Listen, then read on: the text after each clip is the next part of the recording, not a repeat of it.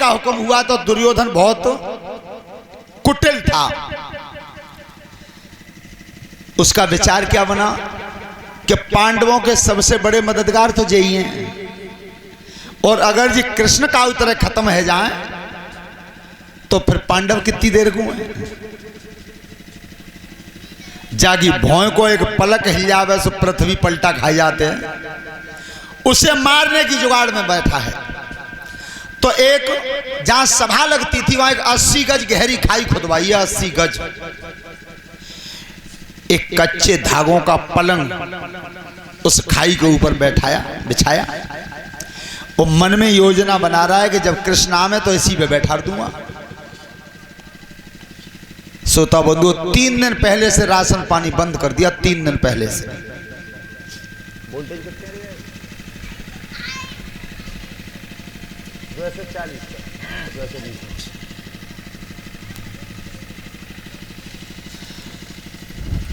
सूती ने बताया जिस समय भगवान कृष्ण आकर के रुके हैं हस्तिनापुर में, तो दुर्योधन ने बहुत आदर किया है। आइए महाराज। जिस समय सभा पर नजर किया तो नीचे आसन जहां पड़े हुए थे, मां गंगा पुत्र भीष्म, द्रोणाचार्य, कृपाचार्य, विदुर जैसे महात्मा बैठे थे। एक आसन अलग पड़ा हुआ था ऊंचे पे, उसकी तरफ इशारा कर रहा है दुर्योधन के, महाराज तुम यहां आ जाओ। तो भगवान बोले हैं दुर्योधन तुम युवराज हो यहाँ के, और तुम्हें इतना भी ज्ञान नहीं है कि ऐसे ऐसे महान पुरुष जब नीचे आसन पर बैठे हैं तो मैं ऊंचे आसन पर नहीं बैठूंगा। तो ये हमारी भागवत कथा सिखाती है, संदेश देती है समाज को कि जहां अपने से बड़े और अपने से बड़े विद्वान नीचे आसन पे हो वहां उच्च आसन नहीं ग्रहण करना चाहिए। अब ये कह दिया था, दुर्योधन की बात नहीं चली, भगवान वहीं बैठ गए जहां नीचे आसन पड़े थे।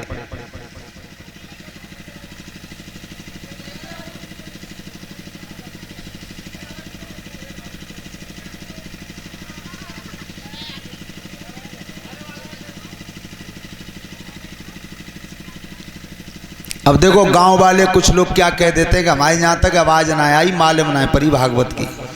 अब बताइए रामनगर कहाँ है, वहां तक आवाज पहुंच गई। अरे अगर आपकी हृदय की आत्मा सच्ची है और भगवान की कथा की पता चल जाए, अगर चलने का मन है, आवाज जरूरी नहीं है कि आवाज आवे घर तक तब ही जाए। हाँ श्रोता बंधुओं, दुर्योधन ने भगवान कृष्ण से कहा कि भोजन कर लो।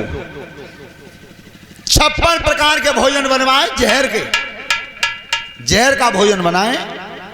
लेकिन कृष्ण भगवान ने कहा क्या है, दुर्योधन दूसरे के घर पर भोजन कब खाना चाहिए?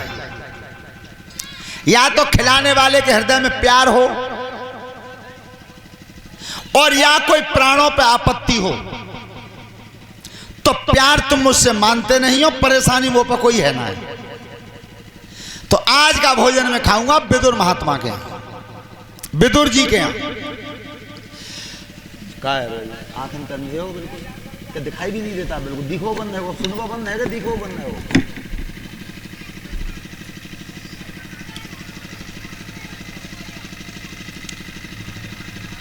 भगवान ने विदुर जी का नाम रखा, तो विदुर जी सभा से उठ के चले और अपने भवन में बैठकर अपनी पत्नी सुतपा से कहा कि बार बंद कर लो, बंद करो। फाटक बंद करके दोनों प्राणी भजन कर रहे हैं घर में। ध्यान रखना, ऐसा भजन विदुर जी ने किया आज तक किसी ने नहीं किया। और वो भजन किया कैसा, ये हमारे गुरुदेवता ने बताया। भजनो करें भीतर बाबा बाई, भजनो करें भीतर बाबा बाई, भजन करें भीतर बाबा बाई।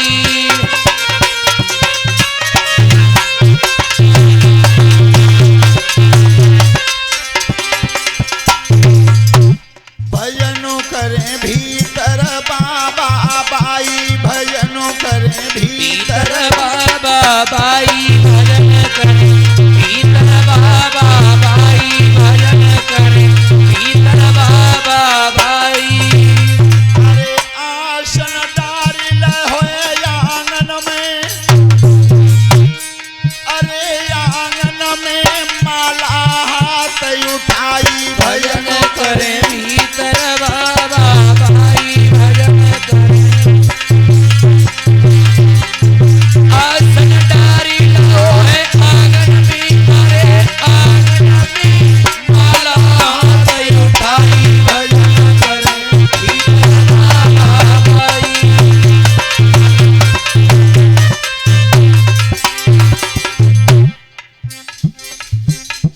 जे मासा त्या जो नांग जे नहीं डोकरी ने छेक दे पहले ही।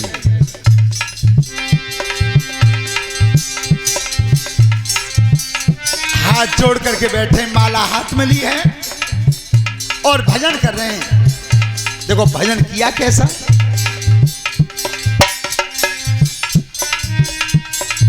बैठे दोनों ध्यान लगा में, अरे आस लगा में आवे नहीं अधूराई भजन करें भीतर बाबा बाई भजन करे। बैठे दोनों मुनि मनाबी आस लगाबी अरे अभी नहीं अधूराई भजन करे भीतर बाबा बाई।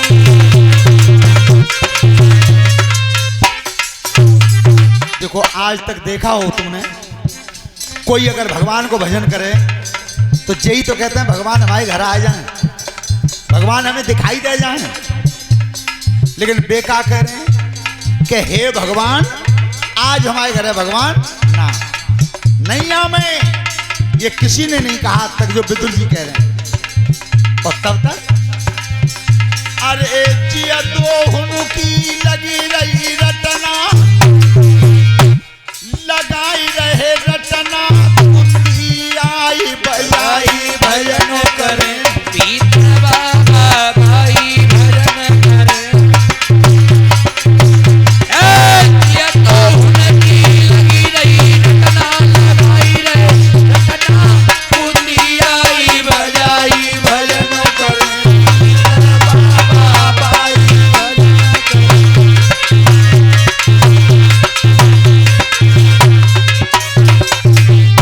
ये दोनों भजन कर रहे थे कि भगवान नहीं आवे नहीं आवे, तो तक तो हाथ मत दो, खोलो।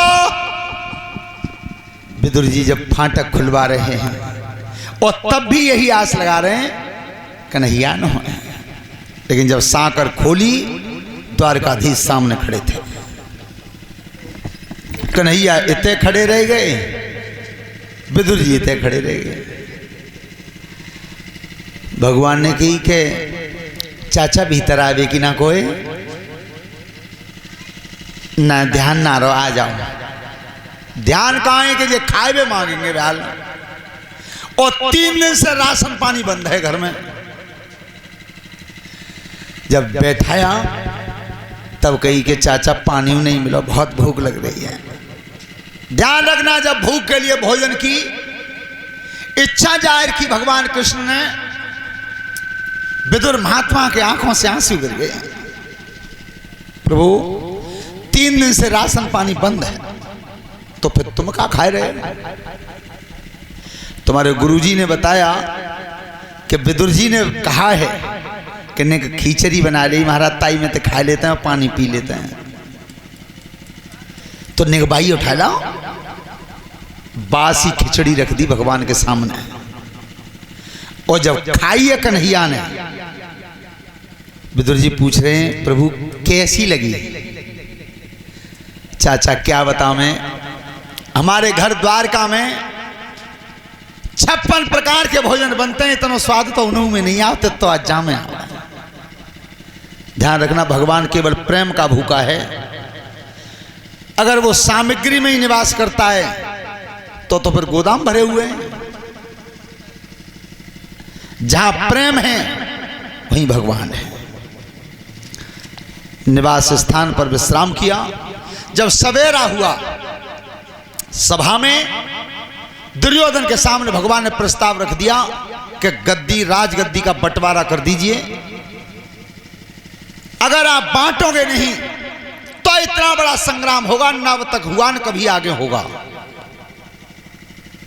श्रोता बंधु, लेकिन दुर्योधन कलहवतारी था। उसने कहा महाराज, बांटना तो बहुत बड़ी बात है कि सुई की नोक के बराबर पृथ्वी नहीं दूंगा। भगवान बोले 5 ही गांव दे दे, ताते 5 भैया गुजारो कर ले जाए। 5, ध्यान रखना, 5 गांव की जब बात आई तो कृष्ण भगवान इशारा करते हैं दुर्योधन को कि अब भी मान जा। ध्यान रखना, बुरे दिन आते हैं तब भी भगवान संकेत करता है, और अच्छे दिन जब आने को होते हैं तब भी संकेत होता है। अब कोई समझे तो वही तो देखा हो तुमने, ये जो गांव में जागरण गाने आते हैं वो बहुत सुंदर तरीका से गाते, और इसी चीज को हमारे गुरुजी ने गाया। वो गाते कौन सी धुन में है? अरे काशी और काश्मीर दे दे पूना से सितारो, अरे काशी और पूना से सितारो, भैया पूना से सितारो। उठिबे बैठिबे हथिनापुर दे दे गुरुदेव, बाकिया कोई सब ताज तुम्हारो। मोहन ने अब पतन उचारो।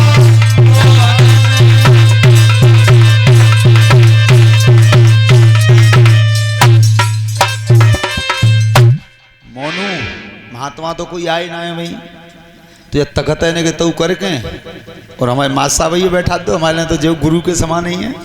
हाँ नहीं, एक व्यक्ति तखत सुना अच्छा नहीं लगता, तो फिर मेजोर आ जाओ ना। खैर, विद्वान तो ये अपने में हैं ही, लेकिन हम तो जानते भी नहीं थे। जब रनौसा में इन्होंने एक बार कंपटीशन कराया था, उस समय ये सभापति बने थे, तो सभापति बने तब भी नहीं हम जानते थे कि ये कौन है।